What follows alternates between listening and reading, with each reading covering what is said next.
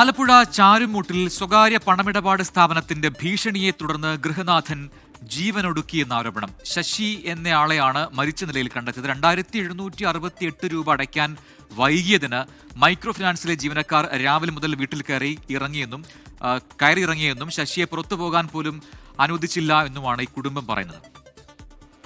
അച്ഛൻ മരിക്കുന്നതിന്റെ തലേ ദിവസം പുറത്തിയാട് ഫിനാൻസിൽ ആൾക്കാർ ഇവിടെ വന്നിട്ടുണ്ടായിരുന്നു. അവർ അച്ഛൻ്റെ ഒരു വളരെ മോശമായിട്ട് സംസാരിച്ചതാ. ഇവര് വന്നു പോയതിനു ശേഷം അച്ഛൻ അന്ന് വീട്ടിൽ വന്നിട്ടില്ല. പിറ്റേന്ന് രാവിലെ വരുന്നത്. രാവിലെ വന്നപ്പോഴാ പുറത്തിയാട് ഇന്ന് ആൾക്കാർ ഇവിടെ 4 പേര് വന്നിട്ടുണ്ടായിരുന്നു. അവരൊന്നും ഭയങ്കര പ്രശ്നമായിരുന്നു. അച്ഛനെ ഒരുമാതിരി ഓരോന്ന് പറയുകയും എന്നെ പറയുകയും അച്ഛനെ പുറത്തോട്ട് വിടുന്നില്ല. അച്ഛന്റെ സൈക്കിളൊക്കെ പിടിച്ചു വെച്ചിരുന്ന് അത് അവര് പോയതിനു ശേഷം വേറെ താമരക്കുളത്തിൽ നിന്ന് ഫിനാൻസുകാർ വരുന്നത്. അവരും ഇതേപോലെ തന്നെ അച്ഛനോട് മോശമായിട്ട് സംസാരിക്കുകയും ബഹളമൊക്കെ ഉണ്ടാക്കിയായിരുന്നു. അശ്വിൻ പാലാഴി ആലപ്പുഴയിൽ നിന്ന് ചേരുന്നതിന്റെ കൂടുതൽ വിവരങ്ങളുമായി. അശ്വിൻ, ഇതൊരു ദാരുണമായ സംഭവമാണ്. ഈ കുടുംബം ഉന്നയിക്കുന്ന ഈ ആരോപണങ്ങളിലൊക്കെ തന്നെ അത് വലിയ ഗൗരവ സ്വഭാവത്തിലുള്ള ആരോപണങ്ങളാണ്. 2768 എന്ന് പറയുന്നത് തുച്ഛമായൊരു തുകയാണ്. അത് അടയ്ക്കാൻ വൈകിയതിന് ഈ രീതിയിൽ മാനസികമായി ബുദ്ധിമുട്ടിച്ചിട്ടുണ്ട്. അതിൽ മനന്നൊന്നാണ് ജീവനൊടുക്കിയതെന്നാണ് ഈ കുടുംബം പറയുന്നത്. നമുക്ക് മനസ്സിലാക്കാൻ കഴിയുന്ന കാര്യങ്ങൾ എന്താണ്? ഈ പണമിടപാട് സ്ഥാനവുമായി ബന്ധപ്പെടാൻ കഴിഞ്ഞിരുന്നോ അശ്വിൻ?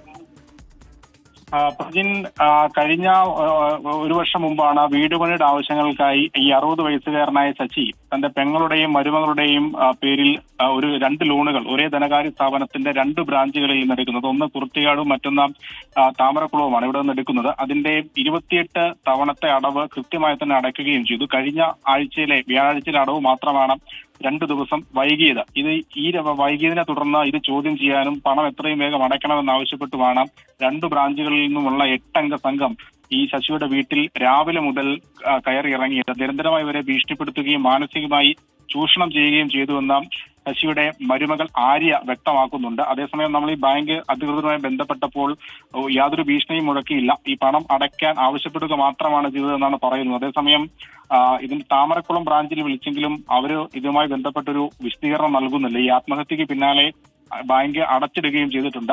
അതിലൊരു ദുരൂഹത ഇപ്പോൾ ഉയരുന്നുണ്ട്. എന്തായാലും പോലീസ് കൃത്യമായ അന്വേഷണം ഈ കേസുമായി ബന്ധപ്പെട്ട് നടത്തുന്നുണ്ട്. ഇന്ന് ഇൻക്വസ്റ്റും പോസ്റ്റ്മോർട്ടവും ഒക്കെ പൂർത്തിയാക്കിയിരുന്നു. ഇന്നലെ കിടപ്പുമുറിയിലാണ് ഈ ബാങ്കിന്റെ ജീവനക്കാർ പോയതിന് അരമണിക്കൂറിന് ശേഷം തന്റെ സ്വന്തം കിടപ്പുമുറിയിലാണ് കയർ ഉപയോഗിച്ച് തൂങ്ങി മരിച്ച നിലയിൽ ശശിയെ കാണുന്നത്. എന്തായാലും കേവലം 2768 രൂപ അതിന്റെ അടവ് 2 ദിവസം വൈകിയതിനാണ് ഇത്തരത്തിലൊരു സമീപനം ബാങ്കുകാരുടെ ഭാഗത്തു നിന്നുണ്ടായത് എന്നുള്ളതാണ് കുടുംബത്തിന്റെ ആരോപണം. എന്തായാലും അന്വേഷണം പുരോഗമിക്കുകയാണ്. പ്രജി, ആ അന്വേഷണത്തിൽ സംഭവത്തിന്റെ നിജസ്ഥിതി എന്താണ്, ഏത് രീതിയിലാണ് ഈ ജീവനൊടുക്കാനുള്ള കാരണം യഥാർത്ഥത്തിൽ ഇത് തന്നെയാണോ, മനോവേദന തന്നെയാണോ, ഈ പണമിടപാട് സ്ഥാനത്തിലെ ഉദ്യോഗസ്ഥരെത്തി ഭീഷണിപ്പെടുത്തി തന്നെയാണോ എന്നൊക്കെയുള്ള കാര്യങ്ങൾ പുറത്തുവരട്ടെ. ആ രീതിയിലുള്ള അന്വേഷണം പോലീസിന്റെ ഭാഗത്തുനിന്നും ഉണ്ടാകട്ടെ.